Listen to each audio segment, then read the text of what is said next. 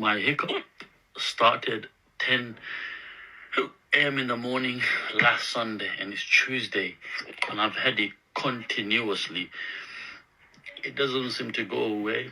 Hi Mehdi, sorry you've been struggling with this for so long. I understand you've been to the GP and A&E and still haven't managed to get to the bottom of what's causing your hiccups. And I've been tagged to try and give some support in this case.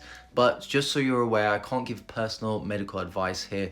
I can just give some general information on what might cause persistent hiccups. And I say persistent hiccups because that's what we call them when they last more than 48 hours and there's more likely to be a significant cause in that case. Now, there are lots of different things that can cause this, but the main ones cause direct irritation to this big muscle of breathing called the diaphragm. And as you can see, the stomach sits fairly close to that. So if there's irritation of the stomach, or there's something called a hernia where the stomach actually slides through upwards, that can be a very common cause. But there can also be irritation caused by an enlarged liver or spleen, or potentially something in the lungs like an abscess, for example. You can also get it if there's irritation at any point of this vagus nerve, and that can happen if there's a throat infection, swelling of the thyroid gland, or even inflammation of the pancreas, and in some rare cases if there's something like a lung cancer pressing on it. But there are so many other potential causes of this, including from the heart, brain, metabolism, exposure to drugs and alcohol, which is why the history and examination are so important to give us some clues. But if somebody came to me with this, I'd be investigating